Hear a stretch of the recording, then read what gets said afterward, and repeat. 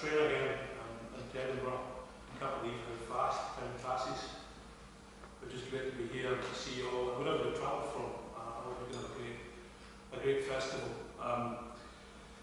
The plan tonight is to kind of taking a bit of a journey, Scotland over to Ireland, over to America. Also kind of later on in the programme give you a little bit of kind of newer music as well. A lot of the music, the vast majority of it playing tonight is from an album called Where the Good Ship Lands, that we released in 2024. And as the name would probably suggest, I think the key word for a lot of music is the element of travel and Scottish music that has travelled across the water, music from across the water, and that has travelled over here. So the plan really for this first few numbers is not to say very much more after this initial little chat, but just kind of let you sit back and enjoy the journey. I mean, one of the things trying to do with the Fringe concerts is to try and sort of tie them up in some way and have some themes running through them. And I'm really delighted that Alice is here to do this open concert this year because Robert Burns was very much kind of front and centre of the album that we did. In fact, the early part of the album is kind of devoted to a lot of 18th century tunes, and many of them connected to Robert Burns. And the kind of final part of my journey on this particular Fringe is to play a concert solely connected to the functions of Robert Burns. So, with that in mind, it's wonderful to start a little series with Alice here and to have her wonderful input to these tunes. The thing with travel is interesting. I was pondering this morning because I think for Alice and me, we probably there's similarities in our view of the music of Scotland and America. But I was thinking from a personal point of view, having grown up on the West Coast, I've always been quite interested in it from a historic point of view, back in the 17th, 18th, 19th centuries. And the Scots heading over to Ireland, and then the Scots-Irish heading over to the east side of America. And the sort of connections historically that have been made with that. But I was pondering, like I say earlier, that kind of in a contemporary setting, Alice's work with Natalie Haas, the great American cellist, actually symbolises that kind of contemporary strand of it, whereas very much in the present ideas and styles and playing techniques are getting passed all the time between Scotland and America. So we've got this historic element, and certainly the playing styles of both the fiddle and the cello. There's this kind of cross-cultural thing still going on very much. So I hope you enjoy this first part. Like I say, it's Robert Burns inspired tunes.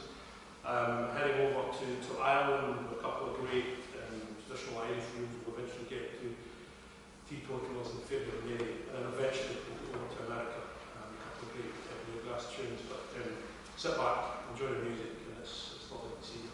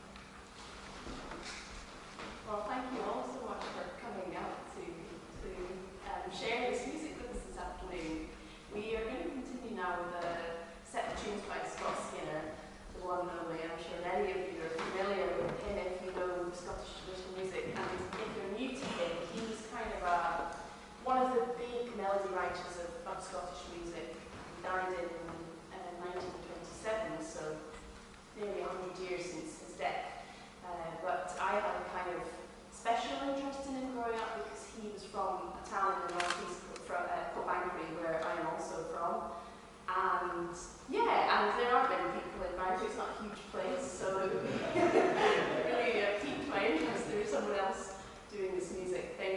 And I recently discovered, in the last sort of 5 years when I started looking into him a little bit more, that he started his life playing the cello, which I couldn't believe because he's known in Scotland as this great fiddle player and this great melody writer.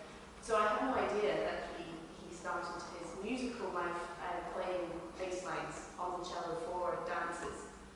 And again, if you're familiar with the tradition, you might know that the fiddle and the cello was this kind of ultimate dance band of choice. Sometimes you'd have flutes as well. And that's what you would hear in the golden age of fiddle music. If you went to any dance, you would hear the basses being played on the cello. And that's what Scott Skinner was doing. And he's really the only person who's actually written about what the cello sounded like and what it was doing. We've got about, well, over 200 printed collections with printed bass lines, but we don't really have an oral tradition telling us how we can play it in the same way that we have melody passed down through fiddle traditions and things. That's been lost for the cello. So we've got printed manuscripts, we've got Scott Skinner talking a little bit about it, and he says he doesn't know how, I think his quote is something like, he doesn't know how he, as a boy of 8, managed to stay awake playing these monotonous. So he was falling asleep behind his cello, but he, and that kind of points you to something, which is that these bass lines were quite rudimentary. They were often, I mean, he says his favourite and only way to accompany a strathspey is with an accented drum, staying on the tonic, occasionally giving them the seventh, but not very often. So for him, that was the pinnacle of accompaniment. And for ages, it's kind of been written off, and because we're always trying to push ourselves, maybe as musicians and things, thinking that simple means, I don't know, it shouldn't be looked at or boring or something. But as we've looked into this more and more, it actually seems that golden age of fiddle music, it was very deliberate that they wanted simple accompaniments, and it was this kind of aesthetic that they loved, where simplicity and allowing the melody and the tune to kind of shine was very intentional. And there's a whole book called Improved Bass Lines, where somebody goes through these ornate bass lines and crosses them out and says, no, 4 conscience is all in one. So that was very much what Scott Skinner was doing. So anyway, so we're going to play 5 of his tunes now, a mixture of me doing some, as Alastair talked about, this kind of bluegrass-inspired accompaniment, chopping, and then also some, really hardcore purist strathspey accompaniment. So I hope you enjoy these. We're going to play Flower of Quern, and then the Duke of Fife's Welcome to D-side, the Queen's Welcome to Edinburgh Hall, the Glen with it, and then Spade State.